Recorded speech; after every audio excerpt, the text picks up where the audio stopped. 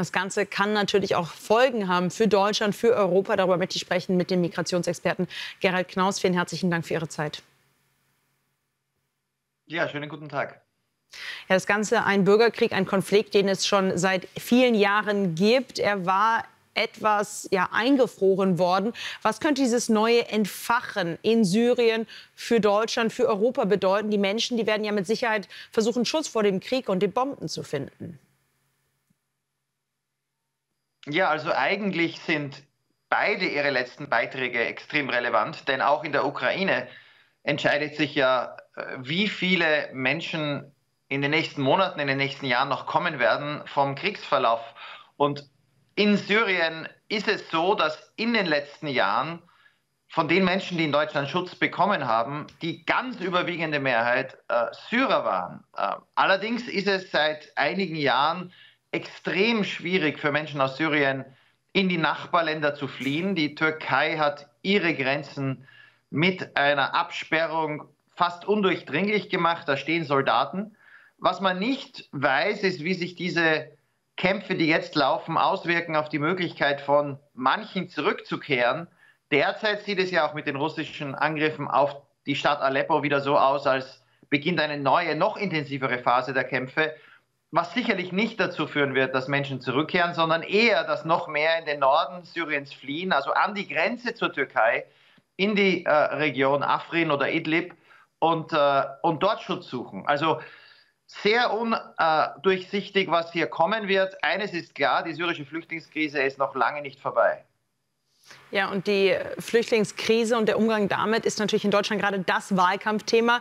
Die Parteien haben alle Pläne, sehr unterschiedlich oft.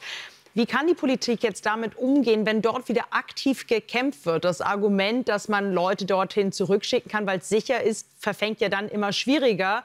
Auch beim Thema Straftäter, die ja nach Afghanistan zurückgeschickt worden sind. Syrien war immer wieder ein Thema. Also was kann man da in der Politik jetzt machen? Muss man eigentlich einfach sagen, wir müssen wieder mehr Leute aufnehmen?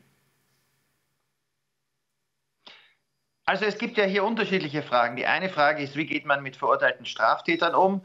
Da gab es ja diesen einen Flug nach Afghanistan und der hat sich ja bewährt. Also die dann nach Afghanistan gebracht wurden, die Berichte, die wir dann später davon bekamen, war, dass es da keine Verfolgung, keine Misshandlungen gab. Das waren ja alles verurteilte Straftäter. Das konnte man auch organisieren, das hat funktioniert.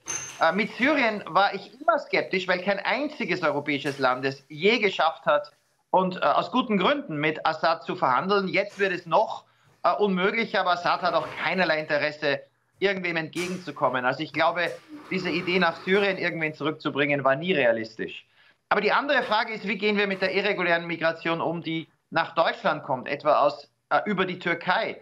Auch da sind in diesem Jahr, wenn man sich ansieht, bis jetzt 100.000 Mal wurde in Deutschland Schutz vergeben, die Syrer ganz weit vorne mit fast 70.000 von den 100.000, die Schutz erhalten. Und die Frage ist, kann man das nicht anders organisieren? Also, dass Menschen nicht irregulär von Deutschland nicht kontrollierten Zahlen nach Deutschland kommen, irgendwie sich durchschlagen, sondern dass man sagt, man nimmt geordnet Leute auf in Kontingenten, aber man erhöht wieder die Kooperation für Rücknahme, auch von der Türkei, um die irreguläre Migration zu stoppen. Da gibt es einiges, was man tun könnte. Derzeit, in den letzten Jahren, ist es leider nicht passiert. Wenn wir eine neue Regierung haben und sie diese Pläne auch verfolgt, wie schnell kann sowas aber tatsächlich funktionieren? Man muss ja erst mal die Gespräche wieder aufnehmen, man braucht dann also die Verfahren dafür. Was sind da realistische Zeiträume? Also es geht nicht innerhalb von Wochen oder Monaten, weil wir auch rechtliche Voraussetzungen brauchen. Das CDU-Grundsatzprogramm, und ich habe gehört aus der CDU-Zentrale, dass ihr Wahlkampf dieses Grundsatzprogramm natürlich auch beim Thema Migration als Orientierung nimmt, verspricht sichere Drittstaatsabkommen. Das ist vernünftig. Unter Angela Merkel zwischen 2016 und 2019 ist die Zahl der Asylanträge in Deutschland von 740.000 auf 140.000, auf ein Fünftel gefallen innerhalb von wenigen Jahren. Das war ein sicheres Drittstaatsabkommen damals mit der Türkei. Aber um solche Abkommen zu schließen, muss man auch im EU-Recht etwas ändern. Und je früher man damit beginnt, desto schneller hat es Resultate. Das Zweite ist natürlich die sicheren Herkunftsstaaten. Also, dass Menschen aus Staaten, wo viele in diesem Jahr wieder Zehntausende Anträge gestellt wurden, auch in Deutschland für Asyl, wo dann aber am Ende fast niemand Schutz bekommt, dass diese Verfahren beschleunigt werden können, um diese Anträge zu entmutigen. Auch hier hat man in den Jahren vor Covid zwischen 2016 und 2019 die Zahl der Anträge aus dem Balkan auf ein Zehntel reduziert, nachdem man diese Länder zu sicheren Herkunftsstaaten gemacht hat. Seitdem ist hier wenig passiert mit anderen Staaten. Auch hier könnte man relativ schnell eine Wirkung erzielen. Also es gibt Dinge, die man tun kann, die machbar sind. Und wenn man sofort damit beginnt, dann würde man sicherlich innerhalb eines Jahres auch Effekte sehen.